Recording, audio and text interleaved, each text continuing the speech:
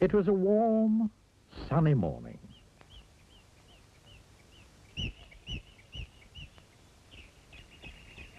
In his small house at the other side of the wood, Mr. Tickle was asleep. You didn't know that there was such a thing as a tickle, did you? Well, there is. Tickles are small and round, and they have arms that stretch and stretch and stretch. Extraordinarily long arms. Mr. Tickle was fast asleep. He was having a dream. It must have been a very funny dream, because it made him laugh out loud. And that woke him up. He sat up in bed, stretched his extraordinarily long arms, and yawned an enormous yawn. Mr. Tickle felt hungry, so do you know what he did? He reached out one of his extraordinarily long arms, opened the bedroom door, reached down the stairs, opened the kitchen door, reached into the kitchen cupboard, opened the biscuit tin, took out a biscuit, brought it back upstairs, and back to Mr. Tickle.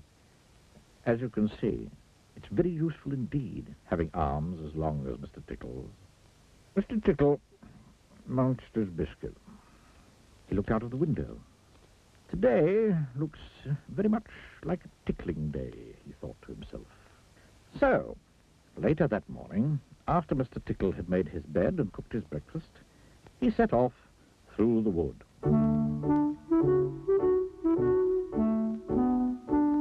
As he walked along, he kept his eyes very wide open, looking for somebody to tickle, looking for anybody to tickle. Eventually, Mr. Tickle came to a school. There was nobody about, so, reaching up his extraordinarily long arms to a high window ledge, Mr. Tickle pulled himself up and peeked in through the open window. Inside, he could see a classroom. There were children sitting at their desks and a teacher writing on the blackboard. Mr. Tickle reached in through the window with that extraordinarily long arm of his, went up behind a little boy called Peter, and tickled him on the back of his neck. Peter giggled out loud. "Stop that giggling at once," said the teacher sternly. Mr. Tickle waited a minute, then reached in through the window again. Mr. Tickle's extraordinarily long arm went right up to the teacher, paused, and then tickled. The teacher jumped in the air and turned round very quickly to see who was there.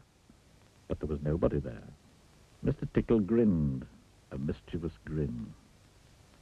He waited another minute and then tickled the teacher again.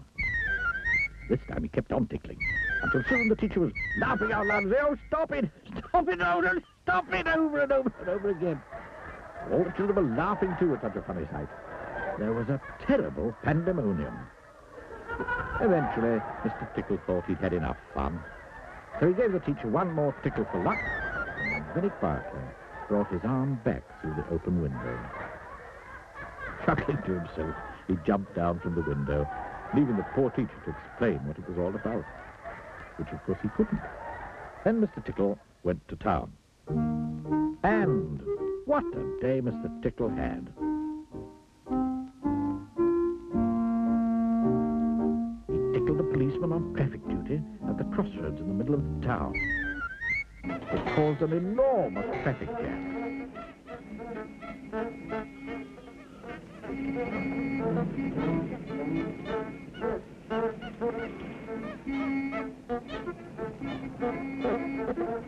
He tickled the greengrocer just as he was piling apples neatly in his shop window. The greengrocer fell over backwards,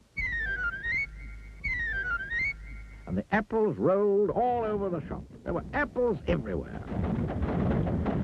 At the railway station, the guard was about to wave his flag for the train to leave. As he lifted his arm in the air, Mr. Tickle tickled him.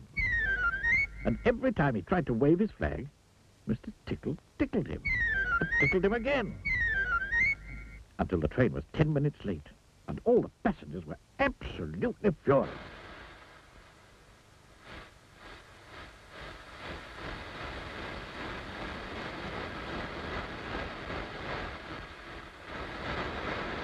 That day, Mr. Tickle tickled everybody.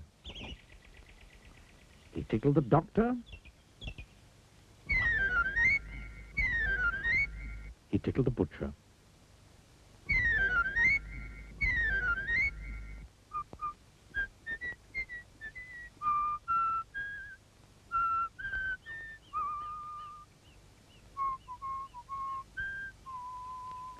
He even tickled old Mr. Stamp, the postman,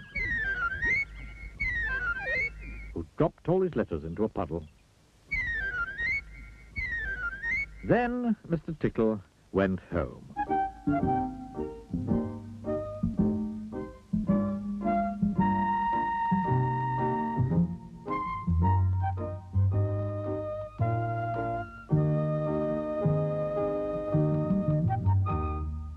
Sitting in his armchair in his small house at the other side of the wood, he laughed and laughed and laughed every time he thought about all the people he'd tickled. Oh, dear. Oh,